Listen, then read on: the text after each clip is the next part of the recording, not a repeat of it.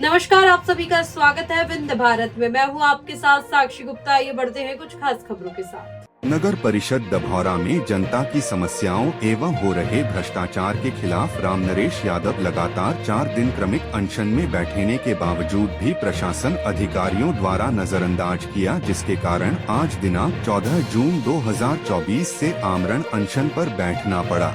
उन्होंने आरोप लगाते हुए कहा कि वार्ड क्रमांक 7 के साथ नगर परिषद के अन्य वार्ड में सौतेला व्यवहार और भ्रष्टाचार हो रहा है, जिससे पानी, रोड, भूमि फटा, स्ट्रीट लाइट, सौर ऊर्जा, साफ सफाई साथ ही नगर परिषद कार्यालय शासकीय भूमि में संचालित की जाने की मांग की है, जिसको लेकर दिनांक 10 जून 2024 से लगातार क्रमिक अनशन शुरू है। इसके बावजूद भी शासन के कोई भी कर्मचारी अधिकारी का ध्यान आकर्षित नहीं हुआ और आज दिनांक 14 जून 2024 तक कोई भी उनकी खोज खबर लेने तक नहीं पहुंचा, जिसके कारण इन न्यायिक मांगों को लेकर रामनरेश यादव आमरण अनशन पर बैठ गए हैं।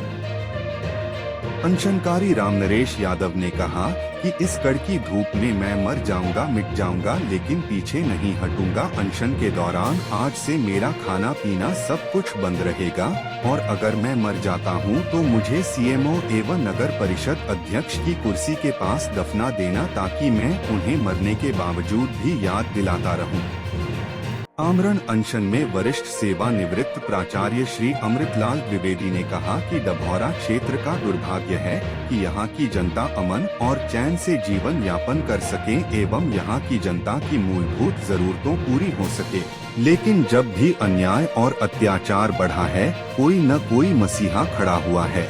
रामनरेश इस भ्रष्टाचार के खिलाफ आगे आए हैं। हम सबके आत्मसम्मान का सवाल है, हम सब इनके साथ हैं। पार्षद क्रमांक 07 आसमा आदिवासी ने कहा कि वार्ड में व्याप्त समस्याओं को लगातार सदन में आवाज उठाते रहे, उसके बावजूद भी एक न सुनी गई। वहीं नगर परिषद के अध्यक्ष द्वारा अपने चहेते वार्ड पार्षद के वार्डों में काम को प्राथमिकता दिया जाता है, अन्य वार्डों में सौतेला व्यवहार किया जा रहा है। नगर परिषद डभौरा में रीवा जिले का प्रथम रेलवे स्टेशन, स्टेट बैंक, स्वास्थ्य केंद्र, विद्यालय होने के कारण हजारों की तादाद में महिलाएं, किशोरियों का आवागमन बना रहता है, लेकिन एक भी सुलभ कॉम्प्लेक्स की सुविधा उपलब्ध नहीं है। पूर्व में ग्राम पंचायत द्वारा शौचालय भवन का निर्माण किया गया था, जिसको नगर परिषद द्वारा रिपेयर तो किया गया, लेकिन पूरी तरीके से उपयोग हेतु नहीं है और तालाबंदी की गई है। इसके कारण स्वास्थ्य पर बुरा असर पड़ रहा है। इस दौरान कांग्रेस पार्टी के वरिष्ठ नेता प्रदीप सिंह पटना जी द्वारा कहा गया कि मैं रीवा में रहता जरूर हूं, लेकिन मेरी आत्मा डभौरा में रहती है। यदि कोई साथी लोगों समस्याओं के प्रति लगातार आवाज उठाते हैं तो हर संभव मदद के लिए हम डभौरा में खड़े रहेंगे। साथ ही रामनरेश की न्यायिक मांगे डभौरा के जनता के लिए बहुत ही जरूरी मांगे हैं, हम सब इनके साथ हैं। विपक्ष नेता प्रतिनिधि माया विश्वनाथ सिंह जी ने कहा कि यह पीड़ा केवल रामनरेश की अकेले की नहीं है कि उन्हें आमरण अनशन पर बैठना पड़ा। यह मांगे हम सब की है, जन समुदाय की है। इसके लिए चाहे जो भी करना पड़े, हम सब रामनरेश के साथ है। वरिष्ठ समाज सेवी जगदीश सिंह यादव ने कहा कि ऐसी क्या पड़ी कि रामनरेश को आमरण अनशन पर बैठना पड़ा। आए दिन भ्रष्टाचार से लिप्त होकर लोगों की मूलभूत सुविधाओं का हनन किया है। यदि आमरण अनशन में बैठे रामनरेश के साथ कोई भी घटना होती है तो समस्त जिम्मेदारी सीएमओ एवं अध्यक्ष की होगी। इनके खिलाफ एफआईआर दर्ज होगा। अनशनकारी के हर न्यायिक मांगे पर हम सबका समर्थन है। जब तक मांगे पूरी नहीं होगी, इसकी लड़ाई जारी रहेगी। इस दौरान राजमणि कुशवाहा, कोदूलाल कोल, रामकिशोर कोल, अमर सिंह, लाल सिंह, अरुण सिंह, अजय सिंह, अखिलेश सिंह, सुरेश तिवारी, लल्ले सिंह, भूपेंद्र वर्मा, राधा देवी, अर्चना देवी, सिया दुलारी वर्मा, संतलेश वर्मा सहित हजारों की संख्या में समुदाय एकत्रित होकर अनशनकारी की न्याय निगम में लोग बन जाते हैं, जिससे इनके किसी के दर्द नहीं है कि हमारा गरीब पेरा जा रहा है, हमारे गांव का आदमी पेरा जा रहा है, भूखों मर रहा है, उसको आवाज उठानी पड़ रही है। रामनरेश भाई ने क्यों आवाज उठाया? आवाज उठाने का मतलब कि चुप रहने से क्या होगा। जब आदमी मर रहा है, जनता के बीच में जा रहा है, लोग अपनी अपनी समस्याएं बता रहे हैं कि हमारे यहाँ ये समस्या है, और सबसे बड़ी समस्या पानी की है, तो नगर परिषद का बोर्ड लगा देने से, नगर परिषद में कुर्सी पर बैठ जाने से, एसी लगा देने से इससे नगर पंचायत चलती है कि जनता की सेवा की चलती है। एक मुख्यमंत्री हो, चाहे प्रधानमंत्री हो, चाहे विधायक हो, कोई भी हो, अगर जनता की सेवा नहीं किया, सेवा में तो सब कुछ है, सेवा से मेवा मिलता है, और जनता की सेवा रही मनेरा गरीब की, हर सोता न जाए, अमुई खाल की सांस से रो खत्म हो जाए। गरीब की आवाज को अगर आपने दबा दिया, गरीब को आपने परेशान किया, तो ऐसा श्राप देगा कि आप विकलांग हो जाएंगे, विकलांग हो जाएंगे, आप किसी लायक बचोगे नहीं। कभी फालिश मार देगा, कभी अंधे हो जाओगे, कभी मोतियाबिंद हो जाएगा, कोई भी कर्मचारी अच्छा नहीं बचेगा। अगर गरीब का शोषण किया, गरीब को परेशान किया, तो उसका जो वाह अंदर से निकलती है, अंदर से जो आवाज निकल रही है, वो श्राप दे रहा है। श्राप ऐसे लगता है।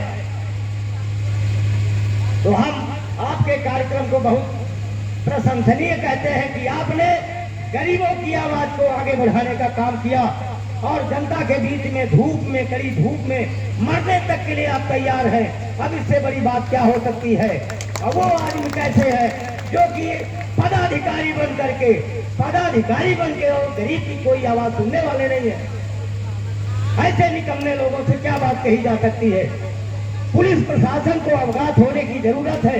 हो सकता है दलित समाज, हमारा गरीब समाज कहीं से भी आया हो, गुंडे लफंगे लोगों को लगा दे चौराहे चौराहे में, किसी को मार डाले, किसी को जहर खिला दे, कोई भी घटना हो सकती है।